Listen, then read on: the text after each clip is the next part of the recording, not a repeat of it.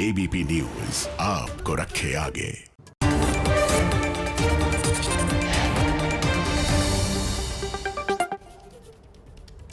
नमस्कार, आप देख रहे हैं एबीपी न्यूज। आपके साथ हूं मैं रोबिका लियाकत। मास्टर स्ट्रोक में आप सभी का बहुत बहुत स्वागत है। ये मास्टर स्ट्रोक का स्पेशल एडिशन है।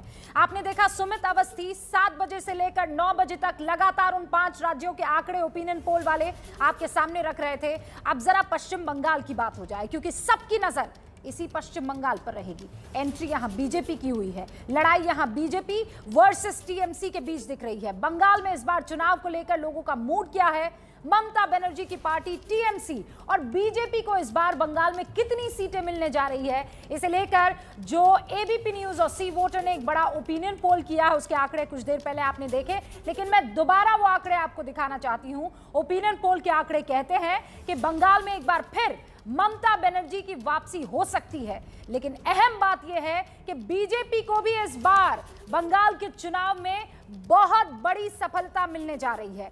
इसी ओपिनियन पोल के नतीजों पर चर्चा के लिए मेरे साथ सारे खास मेहमान मौजूद हैं। जल्दी से उनका तारुफ करवा देती हूं। चर्चा शुरू करेंगे उससे पहले मैं आपका तारुफ करवा देना चाहती हूं। मेरे साथ यहां पर दिबांग सीनियर एंकर वरिष्ठ मेरे सहयोगी इस वक्त आपको स्क्रीन पर दिखाई दे रहे हैं। प्रदीप जी फॉर्मर एडिटर है जनसत्ता मुंबई के, बहुत बहुत स्वागत है आप दोनों का। और हमारे साथ नीलांजन मुखोपाध्याय साहब जो कि सीनियर जर्नलिस्ट हैं और राइटर भी इस वक्त आपको दिखाई दे रहे हैं। बाकी सारे खास मेहमान जो स्टूडियो से बाहर हमारे साथ जुड़े हैं उनसे आपका तारुफ करवा दूं। सुधांशु त्रिवेदी इस वक्त आपको दिखाई दे रहे हैं, ये एमपी भी हैं और बीजेपी के राष्ट्रीय प्रवक्ता भी है। सुप्रिया श्रीनेत आपको इस वक्त दिखाई दे रही हैं जो कि राष्ट्रीय प्रवक्ता हैं कांग्रेस की। और अतुल अंजान साहब आपके सामने स्क्रीन पर इस वक्त दिखाई दे रहे हैं जो कि सीपीआई के नेशनल सेक्रेटरी हैं, लेफ्ट लीडर भी हैं। और काकोली घोष हमारे साथ इस वक्त जुड़ चुकी है जो कि टीएमसी की सांसद हैं। आप सभी का बहुत बहुत स्वागत। लेकिन मैं इस बहस की शुरुआत करूं, इन आंकड़ों पर आपके दिल में क्या कुछ इस वक्त घर कर गया है ये जानने की कोशिश करूं। उससे पहले ओपिनियन पोल के आंकड़े आपको लगातार बताने की कोशिश। सबसे पहले वोट शेयर आपको दिखाना जरूरी है। पश्चिम बंगाल में इस वक्त देखिए चुनाव में अभी कुछ वक्त बाकी है, लेकिन उसके बावजूद ये देखिए पश्चिम बंगाल का ओपिनियन पोल, उसमें वोट प्रतिशत कितना है। टीएमसी के खाते में 43% वोट प्रतिशत आता हुआ साफ तौर पर दिख रहा है। सबसे बड़ी पार्टी वोट प्रतिशत की अगर मैं बात करूं तो बीजेपी 37.5% खाते में वोट शेयर आता है, दूसरी सबसे बड़ी पार्टी। और उसके बाद कांग्रेस और लेफ्ट दोनों की साठगांठ, दोनों का गठबंधन। और कितने आ रहे हैं खाते में? 12%। बाकियों के खाते में 7.5% यहां पर वोट शेयर जाता हुआ दिखाई दे रहा है। किसको कितनी सीटें मिलेंगी अब ये बताने की आपको बारी है। पश्चिम बंगाल का ओपिनियन पोल ये कहता है कि 294 से 154 से लेकर 162 सीटें टीएमसी को मिलने वाली है। उधर अगर बीजेपी की बात करूं तो 98 से 106 सीटें बीजेपी के खाते में। बहुत बड़ी बढ़त भी, बहुत बड़ा फायदा भी यहां बीजेपी को। कांग्रेस और लेफ्ट 26 और 34 सीटें यहां पर कांग्रेस और लेफ्ट के खाते में। अदर्स के खाते में यानी बाकियों के खाते में 2 से 6 सीटें जाती हुई दिख रही है। ये अभी का ओपिनियन पोल है। फिर आपको बता दूं कि अभी कुछ महीने बाकी है। ये सबसे पहला, सबसे नया ओपिनियन पोल है। मैं इन ओपिनियन पोल्स के आंकड़ों पर चर्चा करूं उससे पहले इस रिपोर्ट को जरा गौर से देख लीजिए आप। বিজেপি ওয়াশিং মেশিন কালো হয়ে ঢুকবে আর সাদা হয়ে বেরিয়ে চলে আসবে। Washing powder Bhajpa, washing powder Bhajpa. 7 lakh ভোটে যদি মাননীয়াকে হারাতে না পারি আমি রাজনীতি ছেড়ে দেব, আমি রাজনীতি ছেড়ে দেব।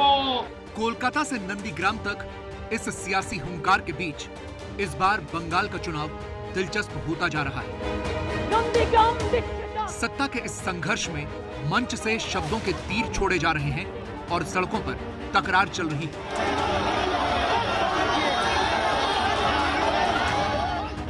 लेकिन इन सब के बीच हर किसी के मन में सबसे बड़ा सवाल यह है कि क्या बंगाल में बीजेपी कमल खिला पाएगी।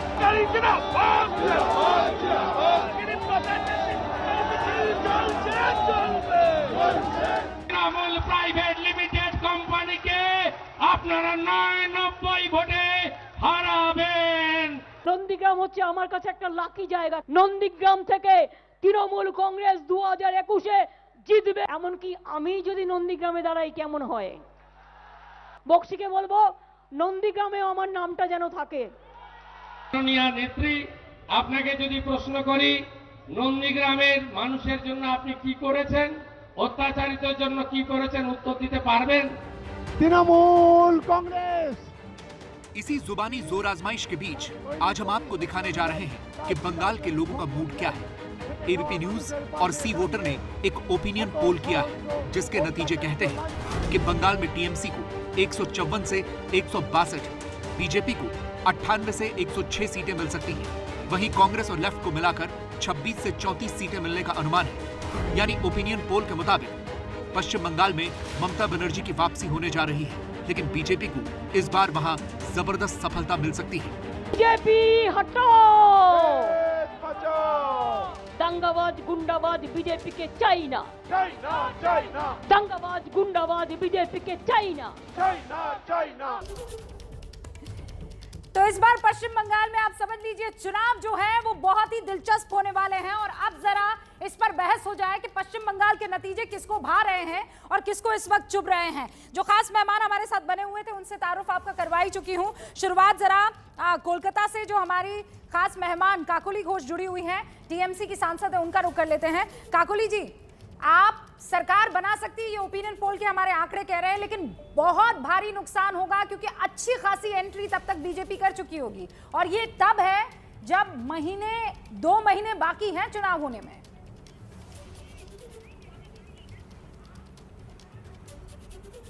पश्चिम बंगाल में जो झाड़ू नेत्री ममता बनर्जी यहाँ के लोगों के लिए जो काम कर चुकी है, सत्ता पे दोनों वक्त रह के पिछले 10 साल में यहाँ के लोग ममता के सिवा किसी को जानते भी नहीं है और किसी के लिए उनका मतदान होगा भी नहीं।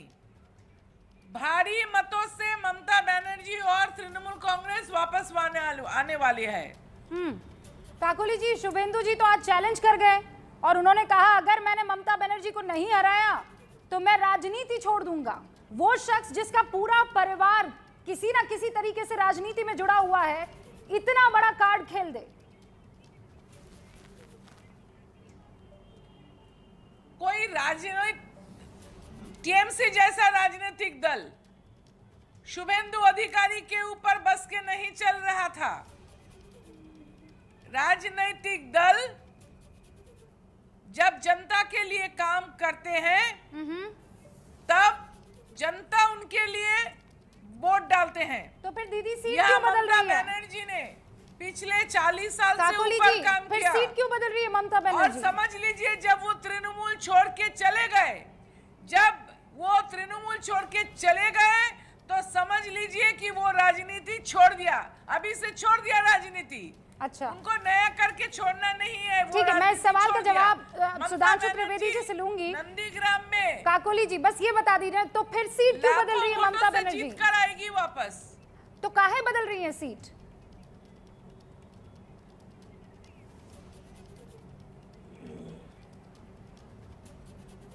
काकोली जी, आपको इस बात का अंदाजा है कि नहीं? ममता बनर्जी ने कहा है कि वो अपनी सीट बदल रही हैं, नंदीग्राम से चुनाव लड़ेंगी इस बार। हाँ, उन्होंने नंदीग्राम से लड़ने की इच्छा प्रकाश की है। क्यों की है? नंदीग्राम से उन्होंने लड़ेगी। क्यों लड़ेगी? नंदीग्राम से लड़ेगी और भवानीपुर से भी लड़ेगी। नहीं, 2 सीटें क्यों लड़ेगी वो? 2 सीटें क्यों? क्योंकि भवानीपुर उनका पुराना सीट है जहां से वो अभी भी विधायिका है। ठीक है काकोली, दोनों सीट से ममता बनर्जी जीतेगी। नहीं, वो तो मैं समझ गई, लेकिन आप मुझे बता नहीं रही उस सवाल का जवाब जो आपको देना चाहिए वो आप देना नहीं चाह रही हैं कि क्यों वो 2 सीटों को चुन रही है। सुधांशु त्रिवेदी जी, लेकिन काकोली जी ये कह रही हैं कि शुभेंदु अधिकारी जब उन्होंने छोड़ा टीएमसी को तभी उन्होंने राजनीति छोड़ दी थी, कोई नहीं है टक्कर में टीएमसी के। देखिए, आपके चुनावी सर्वेक्षण में दिखाया जा रहा है हम 3 सीटों वाली पार्टी है, 294 की विधानसभा, तो थोड़ा इको हो रहा है। ठीक, एको ठीक कर लीजिए सुधांशु जी का।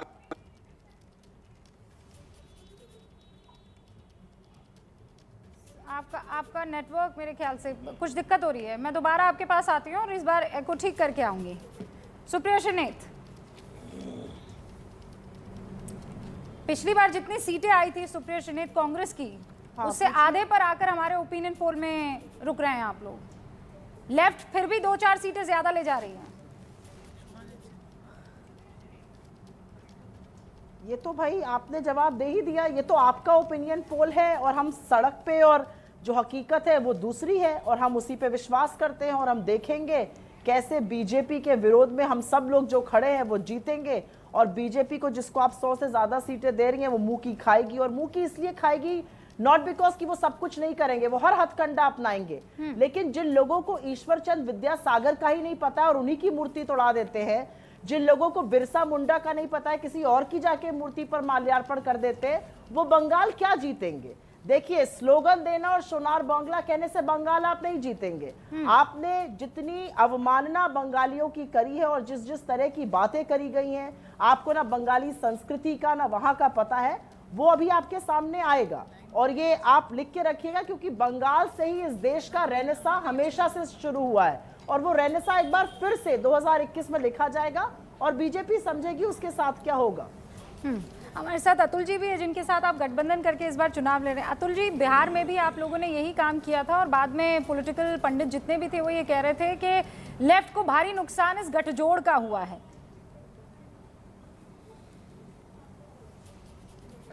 रूबिका जी, आपकी ओपिनियन पोल की एक बहुत खास बात बताऊं जो आपने नहीं बताया।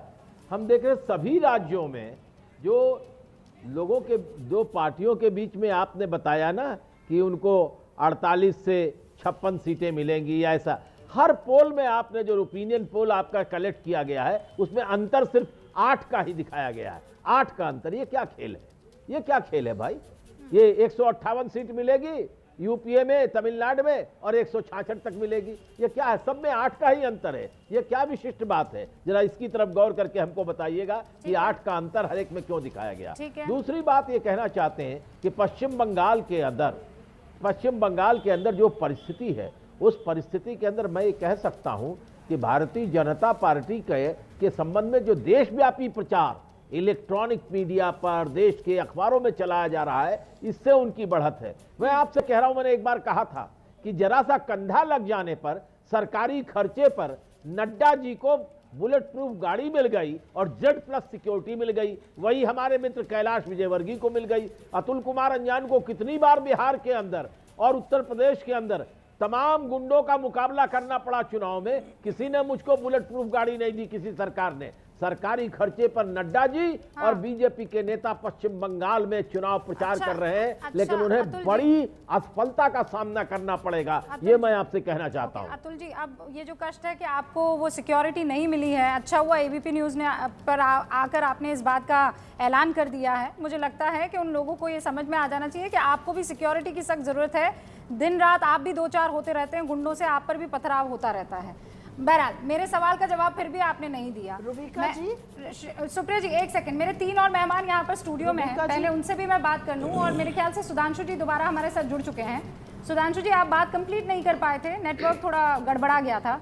हाँ, अब आप अपनी बात पूरी। मैं ये कह रहा था कि अभी देखिए, शुभेंदु अधिकारी ने यह घोषणा की कि वो चुनाव लड़ेंगे और ममता जी को नहीं हराया तो राजनीति छोड़ देंगे। परंतु आपने देखा कि अभी जब चुनाव का जो सर्वेक्षण आपका दिखा रहा है, वो क्या दिखा रहा है?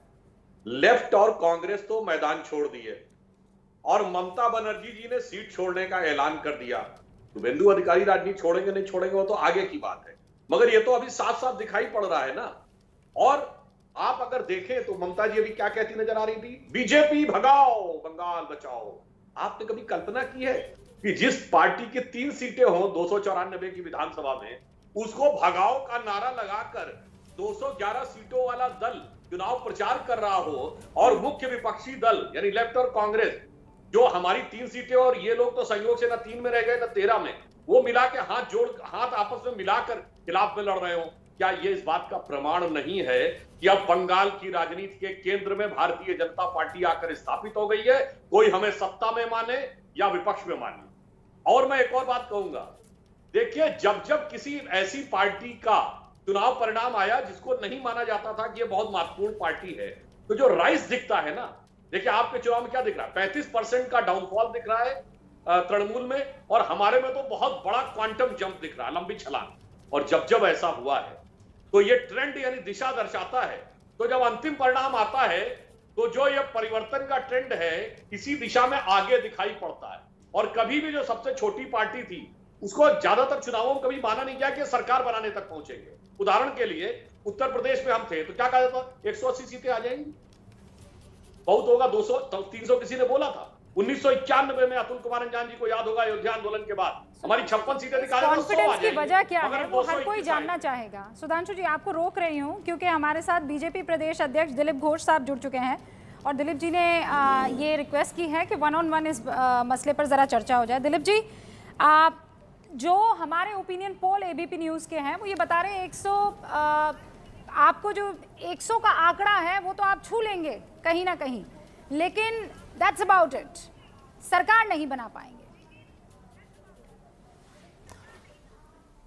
नहीं देखिए, अभी जनवरी में तो सरकार नहीं बन रही ना, सरकार मई में बनेगी और अभी चुनाव की तैयारी भी हुई नहीं है। हम तो अभी चुनाव प्रचार में नहीं गए हैं, अभी योगदान मेला कर रहे हैं। जो दूसरे पार्टी से लोग आ रहे हैं उनको खाली शामिल कर रहे हैं। हमारे राष्ट्रीय नेता आदरणीय अध्यक्ष जी और आदरणीय गृह मंत्री जी आ रहे हैं कार्यकर्ताओं को थोड़ा सा प्रबुद्ध करने के लिए, उनको उत्साहित करने के लिए और काम काज जो किया है कितना बाकी है उसका छानबीन करने के लिए। तो इसलिए अभी भी इलेक्शन मोड में हम आए नहीं हैं, तैयारी कर रहे हैं और हमारे कार्यकर्ता जिला जिला में जाकर इसकी देखभाल कर रहे हैं। इसलिए आप जो कर रहे हैं, मैं ना परसेंटेज ना संख्या में जा रहा हूँ। हाँ, जो गति है 28% आप दिखाया हमारा, हम आगे बढ़ रहे हैं। हम 40 के ऊपर थे लोकसभा में, ममता बनर्जी जहाँ थी वही खड़ी है 43 में और हम 40 से हमको 2% अब कम दिखा रहे हैं। उसमें चर्चा करने से कोई फायदा नहीं, क्योंकि आप याद करिए जो बंगला चैनल भी हमारे आपकी दिखा रही है, लोकसभा चुनाव के एग्जिट पोल जो था उसमें उन्होंने 39% वोट और 16 सीट दिखाया था। मैंने उस समय बोला था कम से कम 1% वोट तो ज़्यादा बढ़ाएंगे, अब कम से कम 1 सीट आगे बढ़ाएंगे और वही हुआ, 2 सीट आगे बढ़ा, 1% से ज़्यादा वोट ज़्यादा बढ़ा, 40 के ऊपर गया। तो इसलिए हम जिस गति में काम कर रहे हैं और कार्यकर्ता जिस प्रकार खट रहे हैं जी। कितनी सीटें फिर पश्चिम बंगाल में आपकी? नहीं, लोकसभा मेरे तो 3 ही सीट थी 16 में और लोकसभा चुनाव के अनुसार 121 सीट में हम आगे थे विधानसभा में। नहीं, तो मैं आपको ये कह रही हूँ इस बार के जो चुनाव उसको होंगे मजबूत करके आगे बढ़ रहे हैं। हाँ, मैं ये कह रही हूँ घोष बाबू कि अभी जो चुनाव होंगे उसमें आप कितना टारगेट लेकर चल रहे हैं, कितनी सीटें मिलेंगी आपको बीजेपी को? हम तो स्लोगन दे दिया अब की बार 200 पार, और हमारे नेता जो बोल कर जाते हैं हमारे कार्यकर्ता उसको करके दिखाते हैं। हम 19 में स्लोगन लगाया था, 19 में हाफ और 21 में साफ, हाफ लगभग कर दिया हम लोगों ने, और जिन्होंने 42 में 42 सीट की नारा लगाई थी उनका 22 हो गया है। तो इसलिए हम जिस गति में आगे बढ़ रहे हैं समय पर उसका नतीजा सामने आएगा, हम तैयारी में लगे हुए हैं। घोष बाबू, आखिरी कुछ महीने बचे हैं और आप कह रहे हैं अभी तो हमने अपनी ताकत झोंकी नहीं है। मुझे ये बताइए ताकत क्या है आपकी पश्चिम बंगाल में, क्या है ताकत?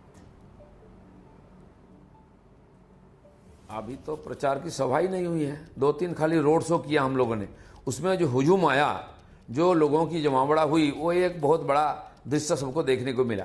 वो कोई चुनाव प्रचार की सभा नहीं थी, जस्ट एक रोड शो करके हम देख रहे थे हम कहाँ तक पहुँचे हैं। तो लोगों को लगा कि हाँ भाजपा आ गया है।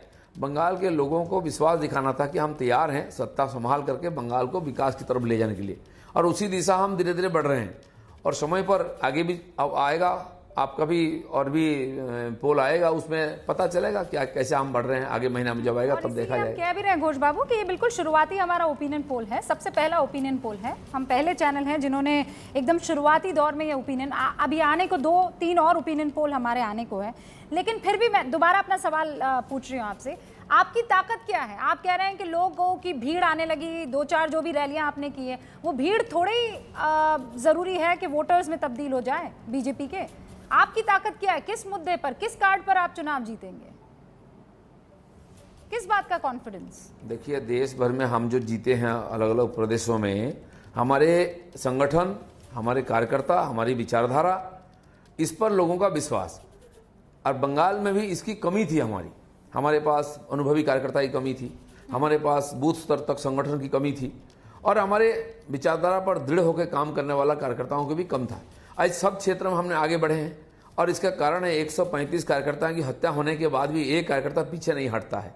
लगभग 60,000 के ऊपर बूथ में हम वेरीफाइड हमारी कमेटी है। लगभग 65,000 की 70,000 के आसपास बूथ में हम पहुंच चुके हैं। थोड़ी बहुत बाकी भी है क्योंकि बहुत संख्यालघु इलाका में अभी बीजेपी थोड़ा सा पीछे है। और हमारे जो नेतृत्व है, जो एक दिन में 2 ब्रिगेड सभा करके दिखाते हैं, ऐसे कार्यकर्ता हमारे पास है। नॉर्थ बंगाल में 3-4 लाख लोगों की और साउथ में 10-12 लाख लोगों की 2 सभा एक दिन माननीय प्रधानमंत्री का हम लोग करके दिखाया था। और इसीलिए भीड़ जो हुई थी और वोट में तब्दील होकर गई है। 40% में गए हम 10 से, तो इस बार भी 40% के पार करके दिखाएंगे और टीएमसी को 40 के नीचे ले आएंगे हम। अच्छा घोष बाबू, कौन होगा आपका सीएम का चेहरा?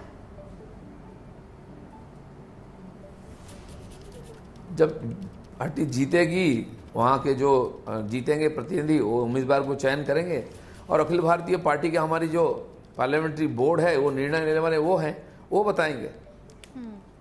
बहुत बहुत शुक्रिया घोष बाबू हमसे बातचीत करने के लिए। तो घोष बाबू यहाँ पर बता रहे थे कि भाई अभी तो हम चुनाव प्रचार में कूदे भी नहीं हैं, अभी तो प्रचार शुरू भी नहीं हुआ है, 2-4 रैलियां हुई थी और अभी तो बहुत अरसा लग जाएगा इन लोगों को हमारे कंपटीशन में आने में। दिबांग, अब आपसे कह रहे हैं कि विचारधारा हमारी ताकत होने वाली है, हिंदुत्व। 80% से ज्यादा हिंदू 121 कॉन्स्टिट्यूएंसीज में फैले हुए हैं। दिबांग जी हाँ, बिल्कुल, ये उनकी ताकत होने वाली है, ऐसा उनको लगता है, ऐसा वो कह रहे हैं, इसकी वो कोशिश कर रहे हैं, इसको कंसोलिडेट करना चाहते हैं। वही ममता बनर्जी का भी जवाब है।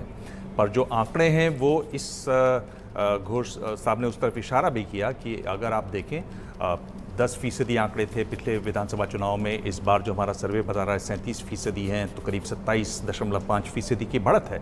लेकिन अगर आप लोकसभा चुनाव देखें तो उसके मुकाबले 2.5% आपका आंकड़ा कम हुआ है और ममता बनर्जी 43 पर बनी हुई हैं। तो ये एक सोचने वाली बात है कि आप इतने सब के बावजूद, इतनी सब तैयारी के बावजूद आप यहाँ पर क्यों खड़े हुए हैं। आप ये ज़रूर कह रहे हैं कि अभी हमने तैयारी शुरू नहीं की है, पर तैयारी लगातार आपकी चल रही है। लगातार आपके बड़े बड़े मंत्री वहां जा रहे हैं, आपके पार्टी के नेता जा रहे हैं और लगातार दूसरे दलों से नेताओं को शामिल किया जा रहा है। तो आपको सोचना है कि पश्चिम बंगाल बड़ी चुनौती नहीं है। लेकिन मैं ये समझ सकता हूं क्योंकि चुनाव से पहले का माहौल है, आप किसी तरह से तो कहेंगे नहीं अभी तैयारी चल रही है, अभी तो हम दिखाएंगे। अभी कहाँ हम कर रहे हैं। प्रदीप जी, आपसे भी अगला सवाल होगा, लेकिन उससे पहले जरा दर्शकों को बता दें वो कौन कौन से सवाल थे जो हमने जनता के सामने रखे और उन सवालों के जवाब क्या कुछ मिले हैं। क्योंकि आप जानते हैं जब ओपिनियन पोल होता है तब वो सवाल जरूर पूछे जाते हैं नेता को लेकर, पसंद को लेकर। तो सवाल ये पूछा गया कि अगर मुख्यमंत्री का चेहरा तय हो तो क्या बीजेपी को फायदा होगा। तो आप देखिए जवाब क्या आता है।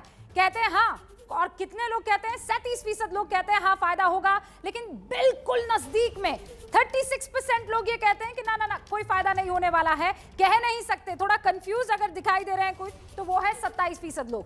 अगला सवाल जब पूछा गया ये पश्चिम बंगाल के चुनाव को लेकर कि मुख्यमंत्री के तौर पर कौन सा चेहरा बीजेपी का सबसे फायदेमंद साबित हो सकता है या सबसे ज्यादा फायदा बीजेपी को दे सकता है, और ये आपके सामने देखिए पूरी की पूरी लिस्ट है। सौरभ गांगुली 34% कहते हैं सौरभ गांगुली को अगर बीजेपी का चेहरा बनाए तो फायदा हो जाएगा। दिलीप घोष अभी हमारे साथ जुड़े हुए थे, 15% मानते हैं कि फायदा हो जाएगा। शुभेंदु अधिकारी पार्टी छोड़कर आए हैं, टीएमसी को छोड़कर आए हैं, ममता बनर्जी को छोड़कर आए हैं, लेकिन 12% लोग ये मानते हैं कि हाँ शुभेंदु अधिकारी को अगर चेहरा बनाते हैं तो बहुत फायदा हो सकता है। लेकिन जो बीजेपी की हमेशा की स्ट्रैटेजी रही है कि कोई चेहरा मत बताओ, कोई चेहरा बनाओ भी मत, 39% ये मानते हैं कि कोई चेहरा ना बताने से फायदा हो जाएगा।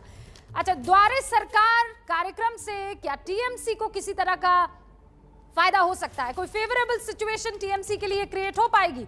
45% कहते हैं हाँ भाई सरकार अगर द्वार पे आएगी, हमारी परेशानी जानने की कोशिश करेगी तो फायदा क्यों नहीं होगा। लेकिन दूसरी तरफ आप देखिए नहीं कहने वाले 37% है और कह नहीं सकते, थोड़ा कंफ्यूज दिखाई दे रहे हैं 18% लोग। अगला सवाल आपके सामने, ओपिनियन पोल को पश्चिम बंगाल के लेकर जब पूछा गया क्या बीजेपी के टोलबाज भाईपो का ये भतीजे को कहते हैं बंगाली में, तो टोलाबाज भाईपो को ये जो स्लोगन दिया गया बीजेपी की तरफ से, उससे वोटर पर किसी तरह का कोई असर पड़ेगा?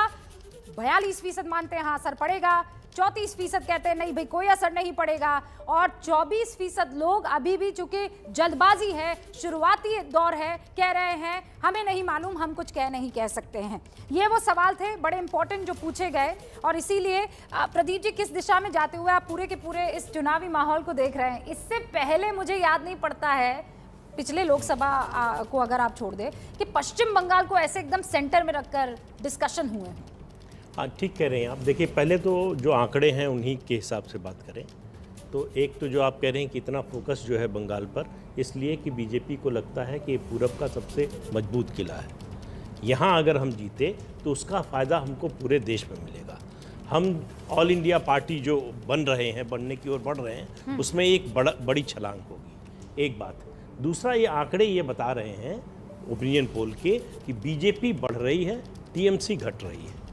अब 3 महीने में कौन कितना बढ़ जाएगा, कौन घट जाएगा, ये तो 3 महीने बाद पता चलेगा। इंपॉर्टेंट बात। हाँ। दूसरी बात ये है, ये जो हम तुलना कर रहे हैं कि 40% लोकसभा में मिला और अभी जो 37.5% दिख रहा है, 40% वोट मिल चुका है। क्या लोकसभा चुनाव से 3 महीने पहले कोई ओपिनियन पोल बीजेपी को 40% वोट दे रहा था? मुझे तो नहीं याद है कि कोई दे रहा था।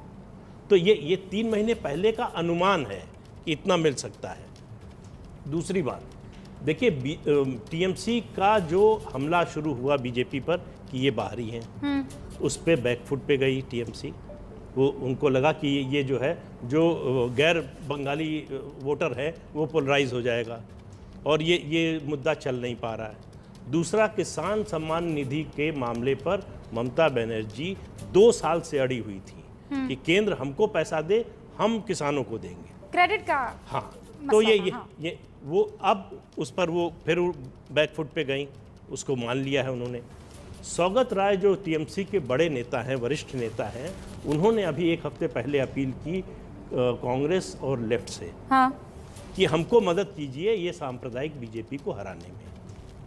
इस तरह की अपील तो वही पार्टी करती है जो जिसको लग रहा है कि अकेले हम शायद ना हरा पाए। मन में एक शंका आ गई। हम ये नहीं कह रहे, आप हम में जुड़ जाइए। देखिए, टीएमसी को आप इस तरह से राइट ऑफ नहीं कर सकते। हम ये नहीं कह रहे कि ममता बनर्जी हारने जा रही हैं, लेकिन ये लड़ाई उनकी 2011 की जो लड़ाई थी उससे ज्यादा कठिन होने जा रही है। दूध का जला छाछ भी फूक फूक कर पीता है, और इसीलिए ममता बनर्जी अब कोई भी कहते हैं ना, सारे घोड़े खोल दिए जाएंगे। अब देखिए, अभी तक जो चुनाव का जो सारा नैरेटिव रहा है, इनिशिएटिव बीजेपी के हाथ में रहा है। तो एक सवाल ये उठता है कि क्या बीजेपी कुछ ज़्यादा जल्दी पीक कर गई है? ठीक है। क्या बीजेपी जो हाई पॉइंट जो अचीव की है, क्या इसको सस्टेन कर पाएगी अभी से लेके अप्रैल मई के बीच में? ममता बनर्जी ने अभी तक अपने पत्ते नहीं खोले हैं। आज पहली बार उन्होंने कहा है कि मैं नंदीग्राम, जहाँ पे डेफिनेटली जिस बंगाल के इलाके में तृणमूल का शुभेंदु के जाने की वजह से इरोजन हुआ है, वहां जाके अपने बैस्टियन को कंसोलिडेट कर रही हैं। ये उनका पहला इनिशिएटिव है। इसका इम्पैक्ट क्या होगा, ये देखने वाली बात है। आप ये कह रहे हैं दूसरा कि जो है अब असल लड़ाई जो है वो धीरे धीरे दिखने लगी है, वो पत्ते खुलने लगे और जैसे आपके यशवंत बोल रहे थे कि जैसे जैसे चुनाव करीब आएगा और बाइपोलर होता जाएगा, तो जो फिलहाल जो अब 12% दिखा रहे हैं, हाँ, ये 12% किसके पास जाएगा? ये बहुत इंपॉर्टेंट हो जाएगा। या बीजेपी, यही है। 10 सेकेंड। रुबिका, इसमें सबसे इंटरेस्टिंग बात है कि एक ऐसा चुनाव है जहां दोनों पक्ष बड़े सक्रिय हैं, चाहे बीजेपी की बात करें या तृणमूल कांग्रेस की बात करें। यानी अगर आप देखें तृणमूल कांग्रेस की, और जो आंकड़ा आया कि 45% द्वारे सरकार को सही मान रहे लोग, उससे फायदा मान रहे लोग। अम्फान में तूफान आया, पैसा नहीं पहुंचा, इधर से किसानों का पैसा नहीं पहुंचा, वो 11 स्कीम्स लेके वो सीधे द्वार पर पहुंची हैं। और तस्वीर छपी, ममता बनर्जी खड़ी हुई है स्वास्थ्य साथी कार्ड के लिए, जिसमें 25 लाख का इंश्योरेंस है। 10 करोड़ लोगों को जोड़ने की कोशिश है। मैं ये कह रहा हूं कि दोनों तरफ से जो वार प्रतिवार जो होंगे वो इतने रोचक होने वाले हैं कि आपको कमजोर खिलाड़ी कोई भी नहीं है। फिलहाल कमजोर खिलाड़ी कोई भी नहीं है, कोई पीछे नहीं हटने वाला है, और एक से एक बड़े खिलाड़ी हैं। ये बहुत ही ज्यादा रोचक चुनाव होने वाला है। काकोली जी भी हमारे साथ बनी हुई हैं। काकोली जी टीएमसी की सांसद है। काकोली जी एक बात तो बताइए, अभी दिलीप घोष यहाँ पर आए थे, उन्होंने कहा था हमारी जो ताकत है वो हमारी आइडियोलॉजी रहने वाली है, उनका डिसिप्लिन रहने वाला है, और उन्होंने कहा है जो हमारे कार्यकर्ता हैं और जिस तरीके से काम करते हैं वो हमारी ताकत रहने वाला है। अगर मैं आइडियोलॉजी की बात करूं तो फिर तो हिंदुत्व पर आ गया पूरा का पूरा मामला।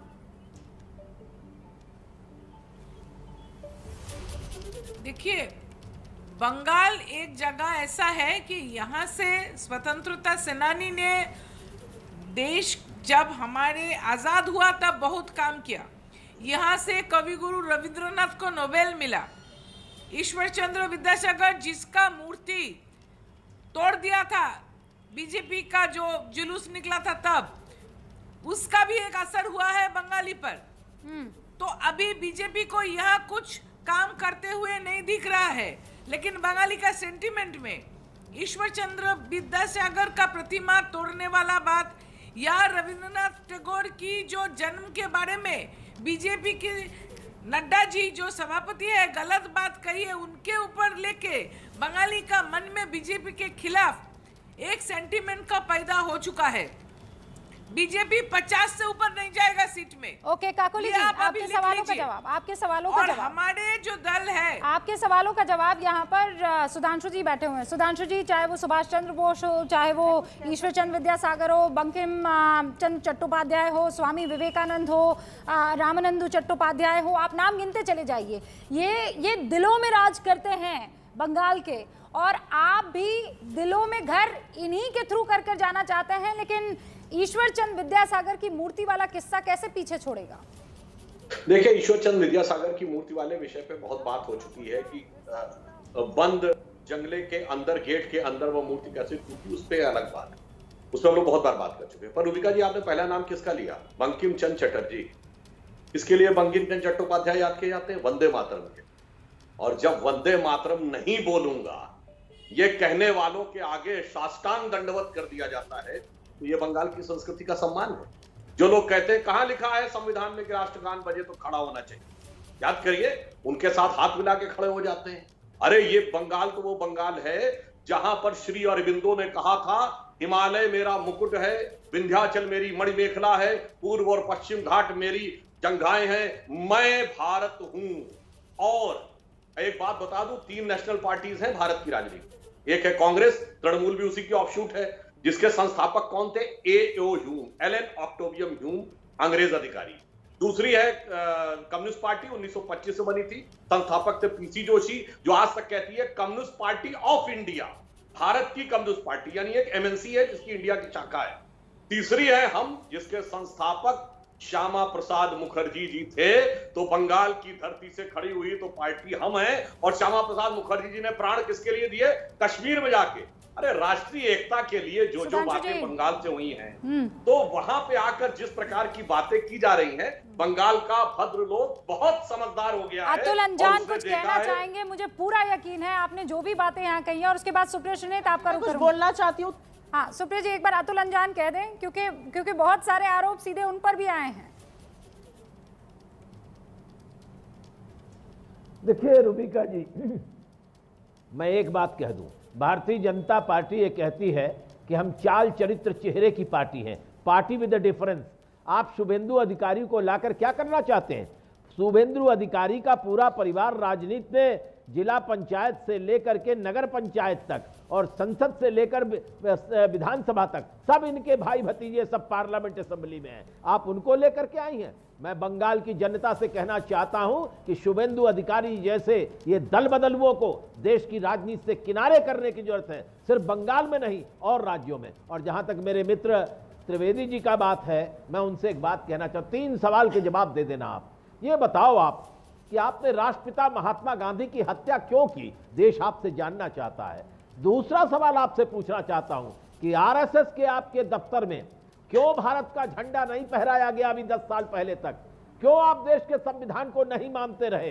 बंच ऑफ थॉट गोलवलकर के रास्ते पर चले। और तीसरा सवाल यह है कि जिस बंगाल की धरती का नाम लेकर डॉक्टर श्यामा प्रसाद मुखर्जी का नाम आप लेते हो, यह बताओ, जिस मुसलमानों के खिलाफ जहर उगलने का काम आपकी पार्टी और आरएसएस करती है, मैं आपसे पूछना चाहता हूं कि डॉक्टर श्यामा प्रसाद मुखर्जी ने मुस्लिम लीग के साथ मिलकर के सरकार बनाई थी और उप मुख्यमंत्री इसी बंगाल के बने थे। क्या जवाब है आपके पास? 3 सवालों के जवाब सुधांशु आप जी। छोड़िए, और तीसरी बात ये कह रहा हूं, चौथी बात कि ये ओवैसी जैसे दल इस देश के अंदर, इस देश को खतरा है नागपुर की नारंगी से और हैदराबाद की बिरयानी से।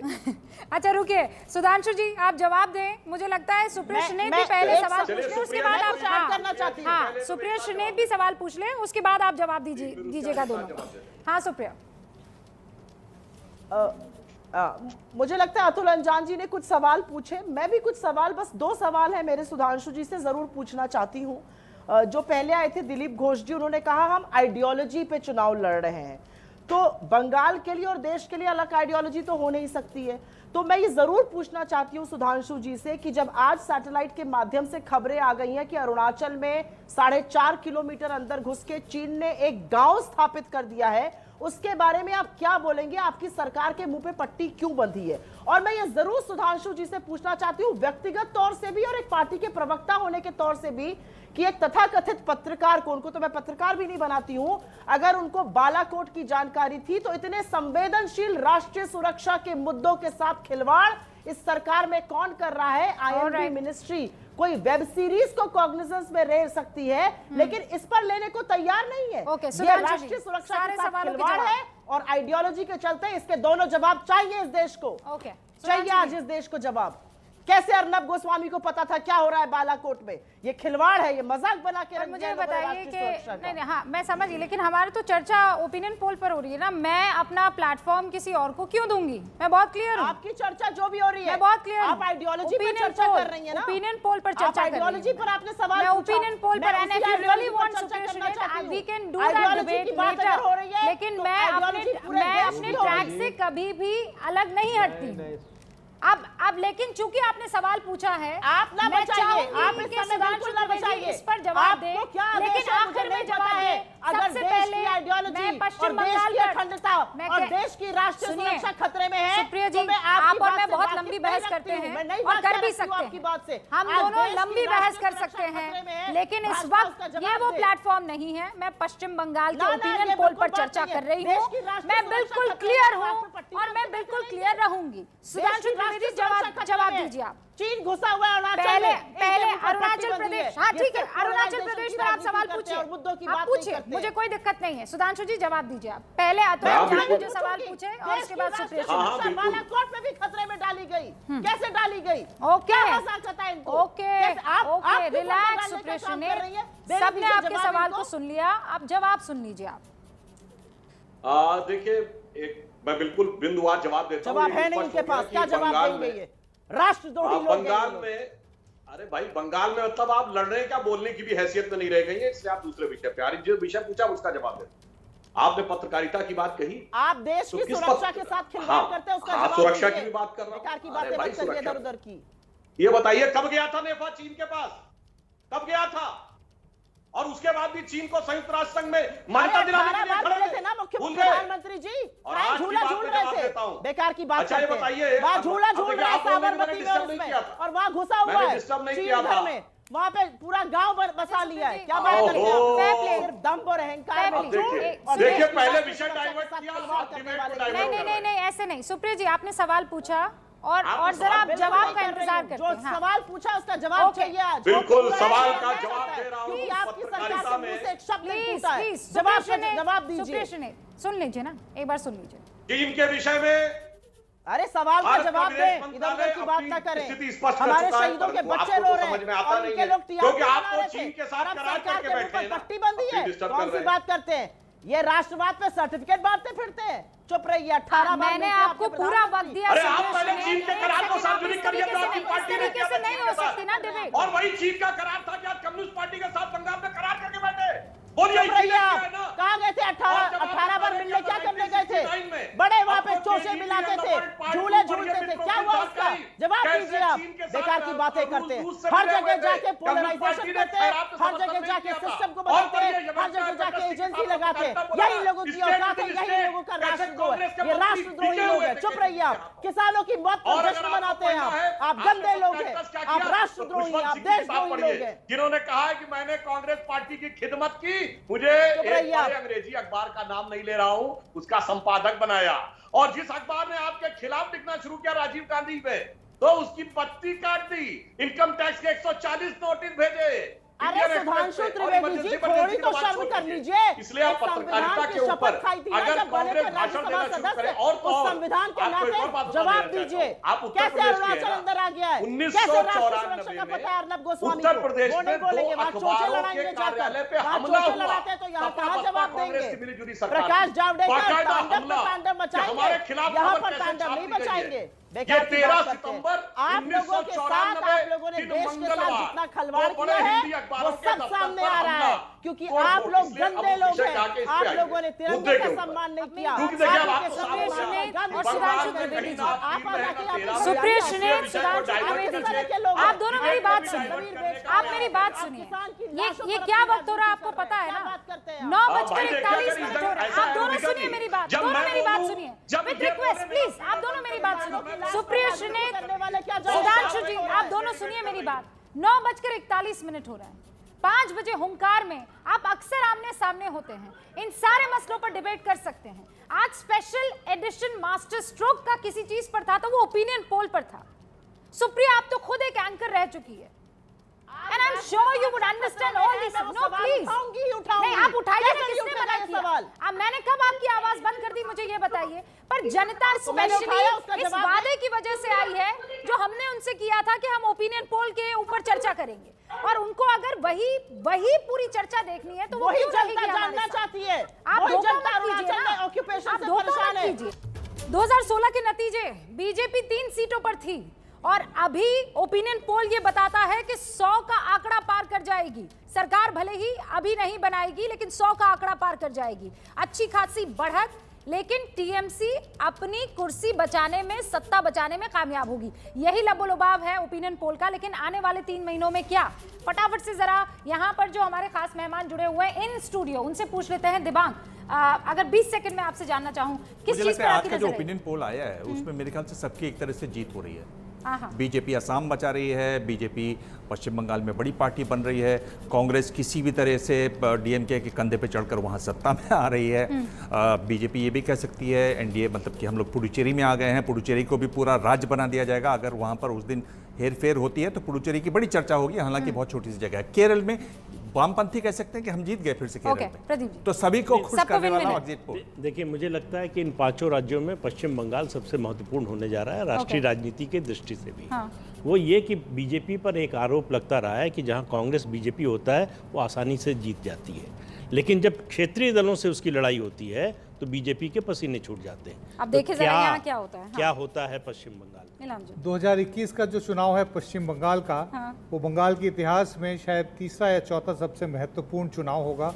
देखने वाली बात यह है कि करीब 50 साल से ज़्यादा बंगाल जो है ट्रेडिशनली एंटी सेंटर पोजीशन लिए, क्या इस पोजीशन को फिर बरकरार रखी? सेंटर पोजीशन, यस, सरकार बंगाल में जो रही है वो मुख्य तौर से केंद्र में नहीं है, हमेशा उसके खिलाफ रही। इस बार क्या होता है? उस बार भी रहेगी या नहीं रही, मेरे लिए ये सबसे महत्वपूर्ण चीज है ट्रैक करना। तो ये 3 चीजें बड़ी महत्वपूर्ण है। अभी तो विन विन सिचुएशन है। दूसरा, पश्चिम बंगाल बहुत महत्वपूर्ण रहने वाला, और वो पश्चिम बंगाल जो हमेशा केंद्र में जो सरकार रही है ठीक उसके विपरीत चुनता रहा है। सुधांशु त्रिवेदी जी, 3 महीने बाकी है लेकिन अभी का ओपिनियन पोल कह रहा है सरकार नहीं बनाएंगे आप।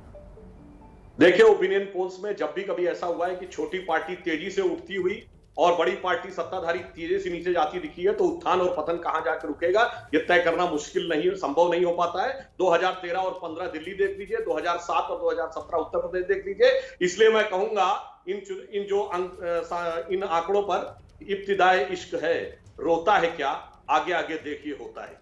सुप्रिया जी, आप क्या देखेंगे आगे आगे?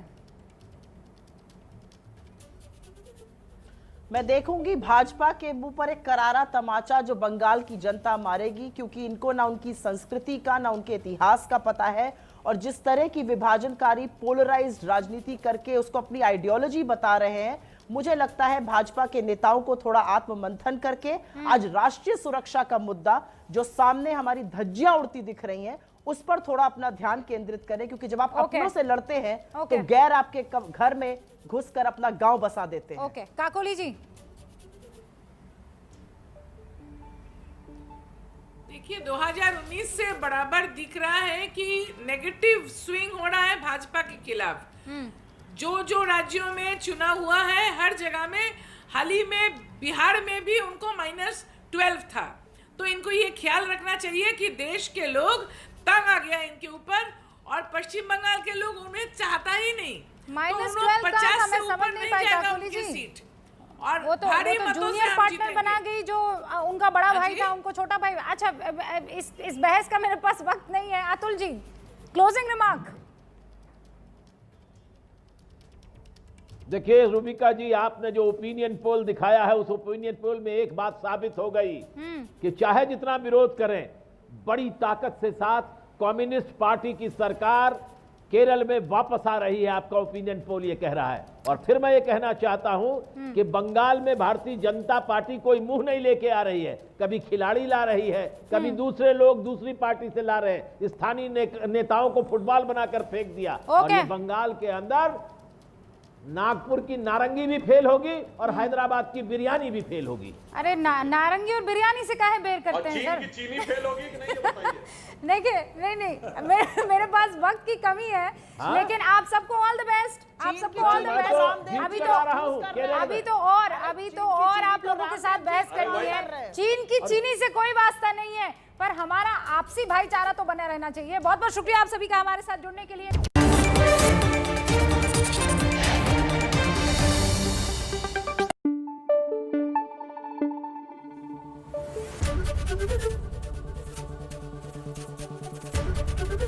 एबीपी न्यूज आपको रखे आगे।